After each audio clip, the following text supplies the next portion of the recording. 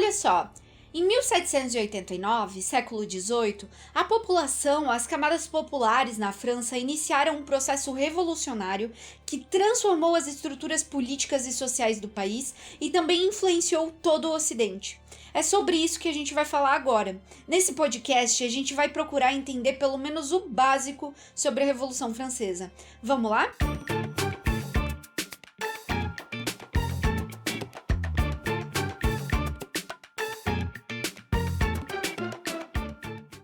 Antes de tudo, a gente precisa entender o contexto, o que a França estava vivendo pré-revolução.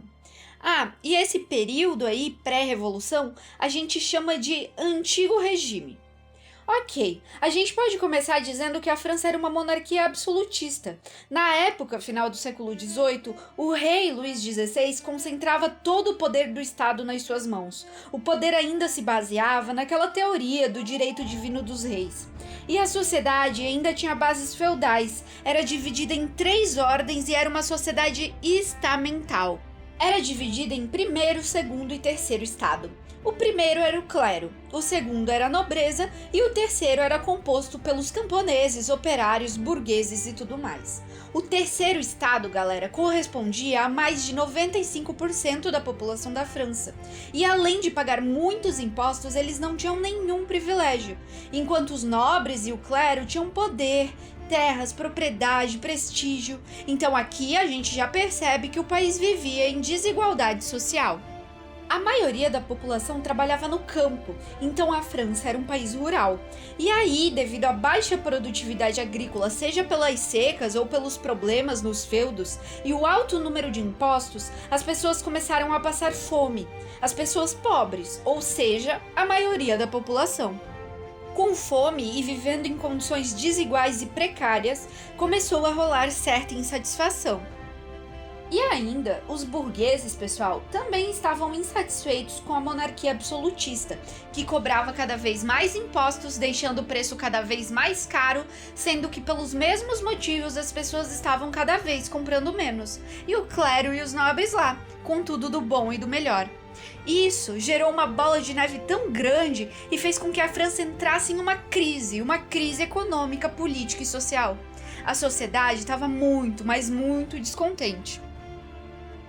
E como o rei estava lá por direito divino, tinha todo o poder, até então ele governava sem nenhum empecilho. As assembleias, por exemplo, não eram convocadas desde 1614. Porém, pressionado pela sociedade, ele se viu obrigado a convocar essas assembleias. E aí rolou, em 1787, uma assembleia, a Assembleia dos Notáveis, onde participou apenas membros do primeiro e segundo estado, o clero e a nobreza. E a ideia era fazer com que esses também pagassem impostos para ajudar a resolver a crise financeira na França, mas eles se recusaram a perder seus privilégios.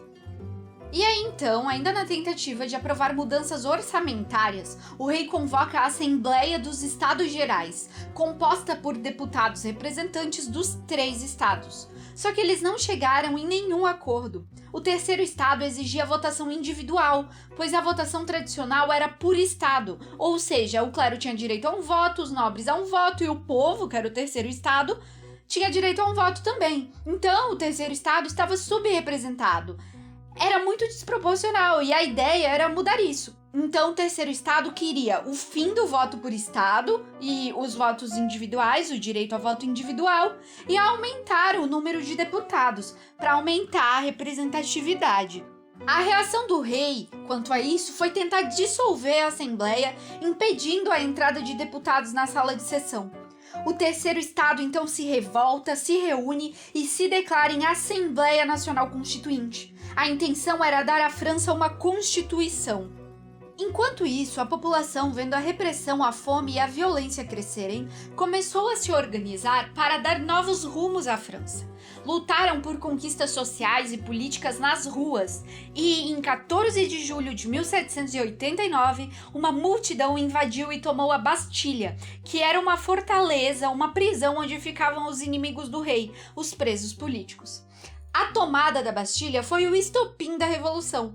A força popular deu início à Revolução Francesa não só em Paris, mas em toda a França. No campo, os camponeses invadiram e incendiaram castelos, destruíram livros com o registro dos impostos que pagavam e mataram nobres.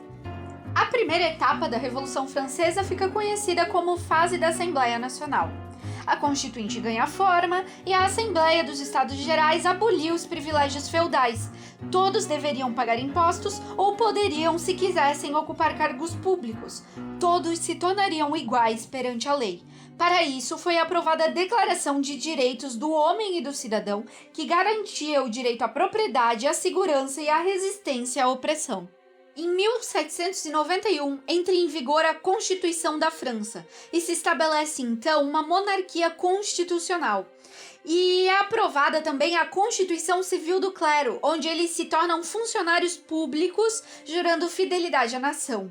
Antes disso, os bens do clero e da igreja são confiscados.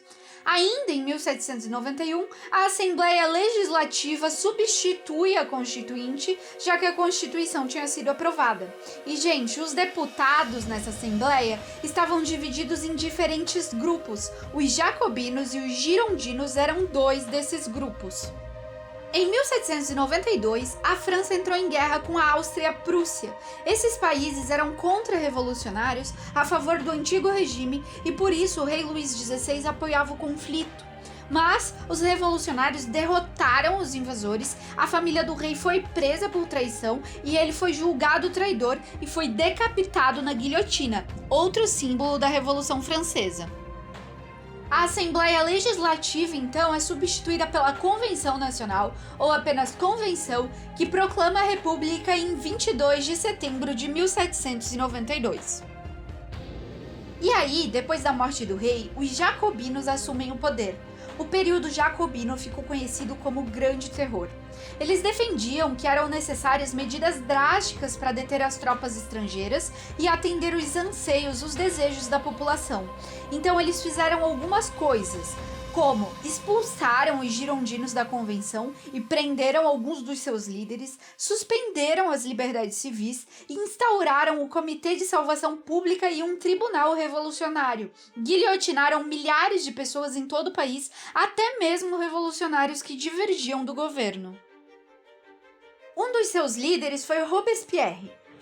E os jacobinos também fizeram algumas coisas para além da violência e da opressão que devem ser lembradas, como o tabelamento do preço de alimentos, a reforma agrária e o confisco de riquezas de nobres que foram doados aos mais pobres. Eles também abriram manufaturas e criaram escolas laicas.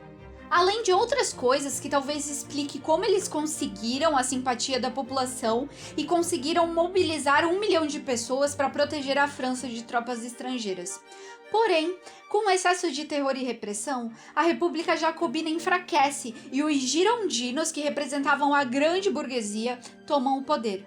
Robespierre e os seus aliados foram presos e guilhotinados. Em 1795 foi elaborada uma nova Constituição, o voto censitário foi estabelecido e o poder executivo foi dividido entre 5 deputados, 5 diretores. Por isso, esse governo ficou conhecido como Diretório. Todas essas mudanças, pessoal, foram muito importantes e significativas e elas realmente aconteceram, mas a situação econômica na França ainda era um problema, então pequenas rebeliões camponesas ainda aconteciam por lá.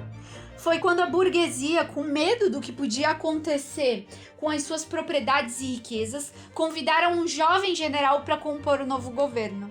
Esse jovem, chamado Napoleão Bonaparte, no dia 9 de novembro de 1799, 18 de Brumário, segundo o calendário revolucionário, deu um golpe de estado e colocou fim no processo revolucionário. Mas a era napoleônica é papo para outro podcast. Gente, o que a gente precisa saber aqui é que a Revolução Francesa mudou completamente a vida de quem vivia na França. Seja você nobre, burguês ou camponês, os ideais revolucionários influenciados pelos ideais iluministas atingiram a todos. Não dava mais, por exemplo, para entender política sem as referências da Revolução Francesa, além das mudanças sociais e econômicas que colocou o feudalismo de lado de vez e abriu caminho para o capitalismo. Esse movimento acabou inspirando outros tantos pelo mundo, inclusive no Brasil, como a Inconfidência Mineira, por exemplo. Sobre a Revolução Francesa é isso, um resuminho, espero que vocês tenham gostado. Para quem não conhece, o nosso canal do YouTube também se chama Você Tem Que Saber o Básico e já tem vídeo sobre a Revolução Francesa lá. Se inscrevam e aguardem os próximos podcasts. Até mais!